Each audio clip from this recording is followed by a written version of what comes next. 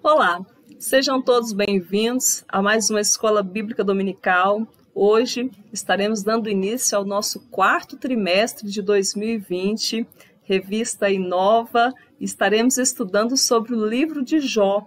O tema da nossa revista é a fragilidade humana e a soberania divina, o sofrimento e a restauração de Jó. Hoje, então, estamos dando início. Nossa primeira lição, ela estará no ar aí dia 4 de outubro, e o título da nossa lição é o livro de Jó. Nossa leitura bíblica em classe está em 2 Timóteo, capítulo 3, versículo 16, Ezequiel, capítulo 14, versículos 14, 19 e 20, e Tiago, capítulo 5, versículo 11. Esses textos escolhidos trazem uma base para nós entendermos bem que Jó foi alguém que existiu na Terra.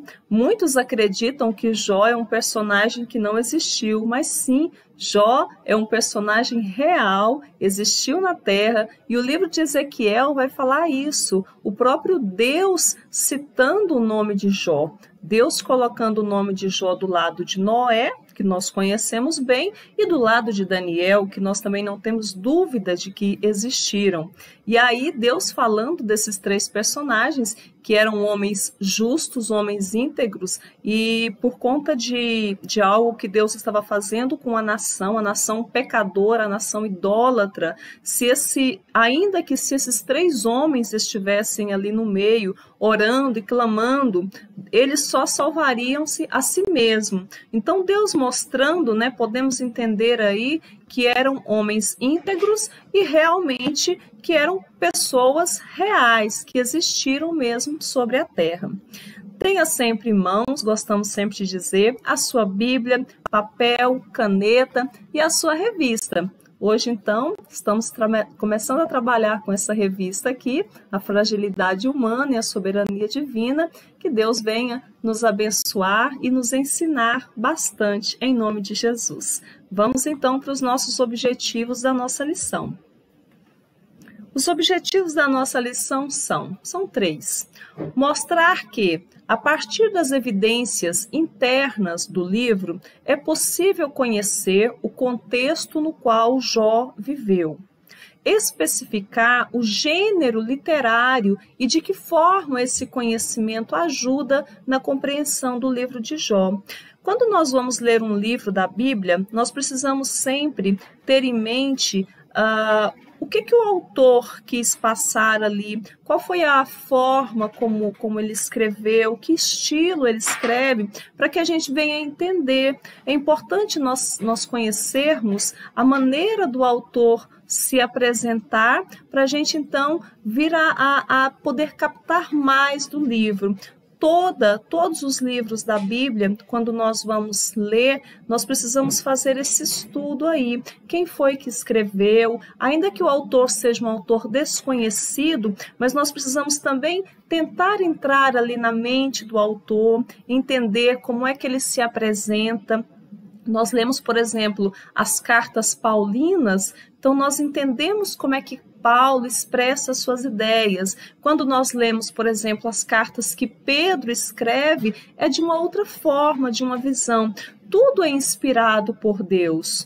Tudo tem o Espírito Santo, mas Deus usa as pessoas como elas são. Então a gente vai ler, por exemplo, Mateus, ele tem uma visão, Lucas, ele se expressa de uma forma, Marcos, João e assim por diante. E no livro de Jó é muito importante também nós entendermos essa forma do autor escrever, para a gente então entender bem a mensagem. E por último, identificar o propósito e a mensagem propriamente dita do livro de Jó.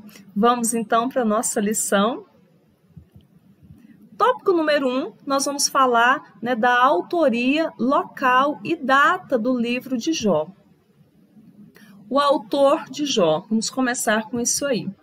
O autor de Jó é um autor desconhecido. Alguns dizem terem sido vários autores, mas a forma como é escrito o livro de Jó é possível que tenha sido somente um autor.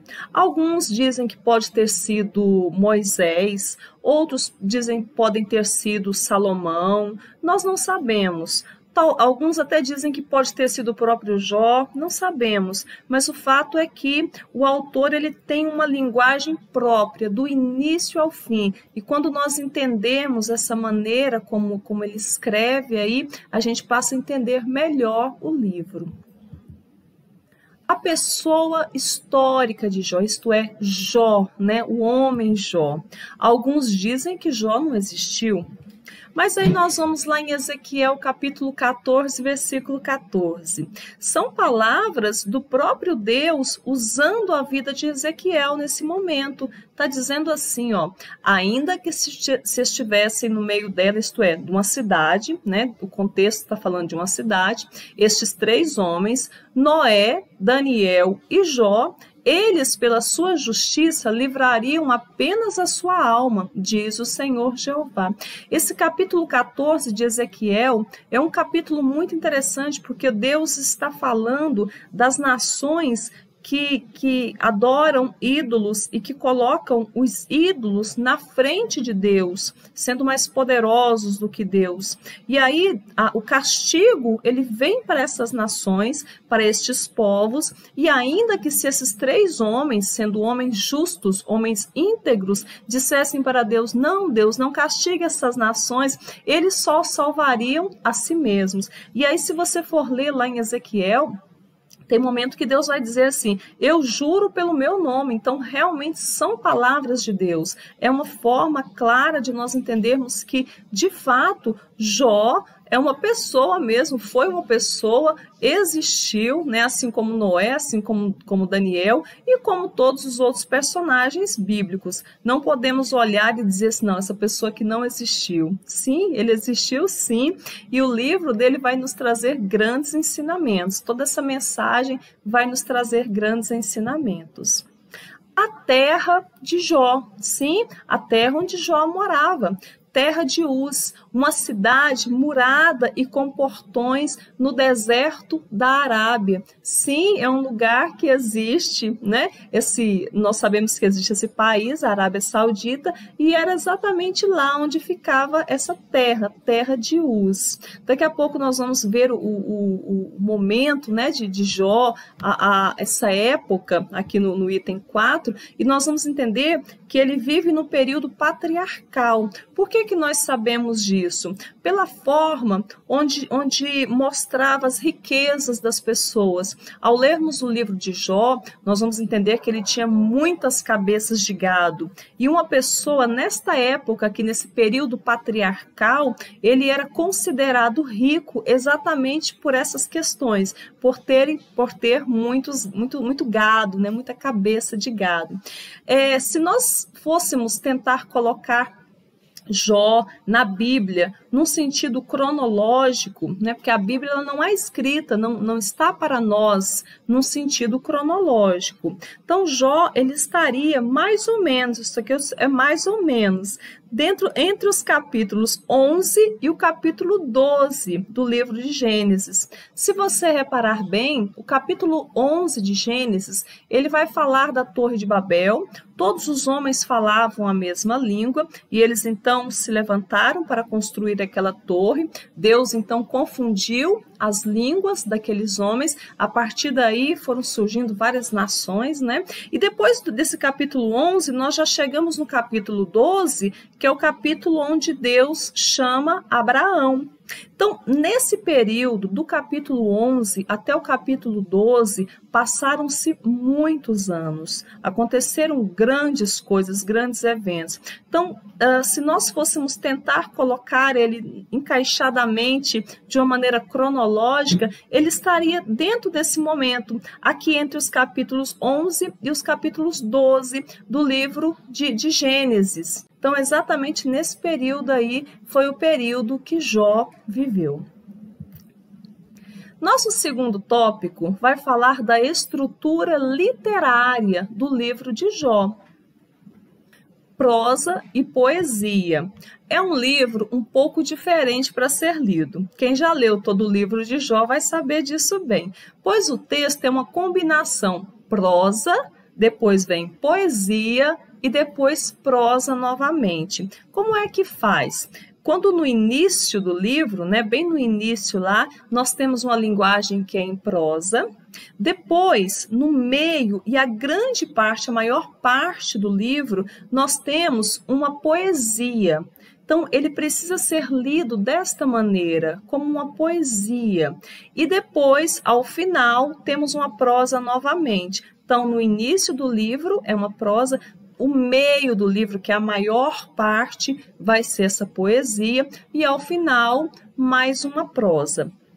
E aí é interessante que muitas vezes as pessoas leem Jó no início, o primeiro capítulo, o segundo capítulo ali, e depois elas ou leem o primeiro e segundo, ou então lá no final, capítulo 42, porque parece que é uma linguagem mais fácil de se entender. Não sei, acredito que sim. Mas o fato é que todo o livro ele precisa ser entendido dessa maneira. É um linguajar diferente, uma maneira diferente de escrever, mas que se você vai lendo, você vai entendendo também.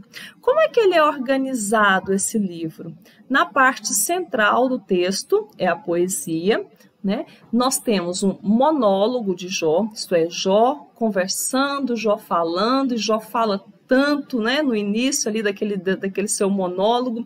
Depois, nós vemos os diálogos com seus amigos. E por último, depois, logo em seguida desses diálogos com os amigos, nós vemos a revelação de Deus. E por último, Jó diante dessa revelação divina. Como é que Jó fica depois que Deus, então, se revela a ele? Então, basicamente é isso, Vemos esse início aí, todo o sofrimento aí de Jó, esse monólogo, os seus amigos falando, os seus amigos defendendo as suas teologias, que no decorrer destas lições nós estaremos estudando, e por último, Deus falando, quando Deus fala, e depois o impacto de Jó, ouvindo então a voz de Deus, e o desfecho da história aí.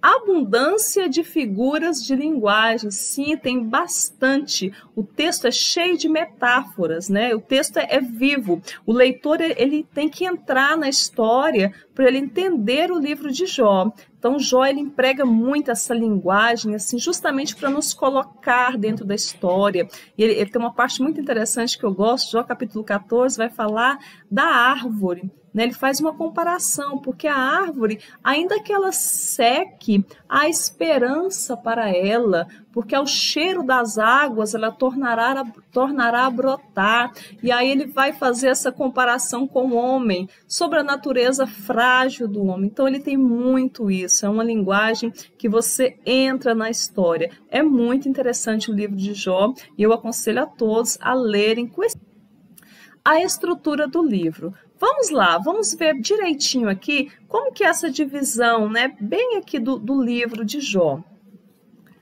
Olha só, o livro basicamente é dividido em 5 partes. A primeira parte é o prólogo, que é o início, Mostra a crise de Jó. Capítulo 1, versículo 1, vai até o capítulo 2, versículo 13. Depois nós temos a segunda parte, são os diálogos entre Jó e seus amigos. Nós temos Elifaz, Bildade e Zofar.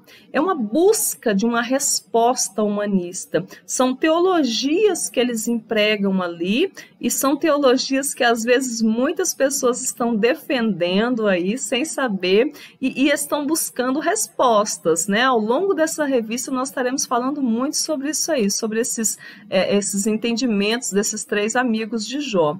Isso vai do capítulo 3 até o capítulo 31. Então, note que essa parte é bem grande, toda a poesia do livro.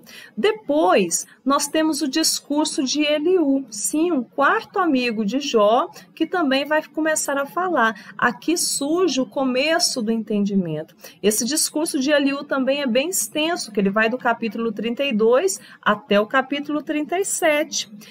a quarta parte é quando Deus fala, né? Que o Senhor responde a Jó diretamente. Então começa do capítulo 38 até o capítulo 42. Deus falando, Deus respondendo. Interessante que quando Deus fala, fica todo mundo assim num silêncio total, porque é algo assim extraordinário mesmo. E o final, que é o epílogo, né, que é o final mesmo da história, o desfecho da prova, vai acontecer no capítulo 42, que nós conhecemos bem, versículo 7 até o versículo 17. Então, basicamente, essas são as 5 divisões do livro de Jó. Terceiro tópico, natureza e mensagem do livro de Jó. Por que os justos sofrem? Você já fez essa pergunta? Por que os justos sofrem? Por que, sendo um Deus tão grande, tão bondoso, tão poderoso, permite que as pessoas sofram?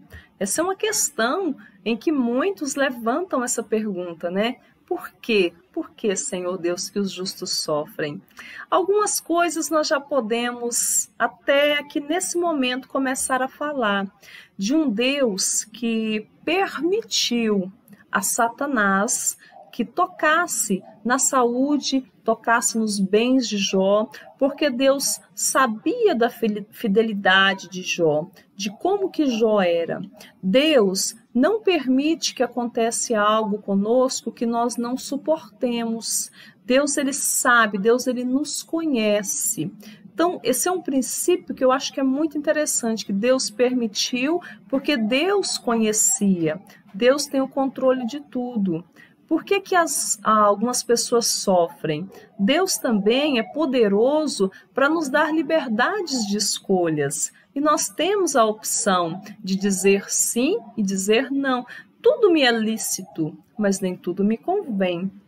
Posso fazer todas as coisas, mas algumas coisas é melhor que eu não faça.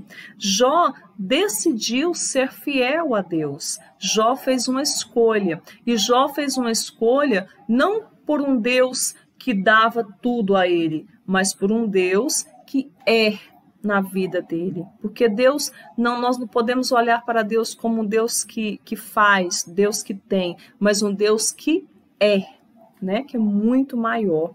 Item 2 vai falar isso. Existe bondade desinteressada? Esse foi o questionamento de Satanás para ele. Jó só era fiel porque tinha tudo. Foi isso que Satanás falou para Deus. Ele é fiel a ti porque ele tem tudo, ele tem saúde, ele tem uma família maravilhosa, ele tem filhos maravilhosos, ele tem dinheiro.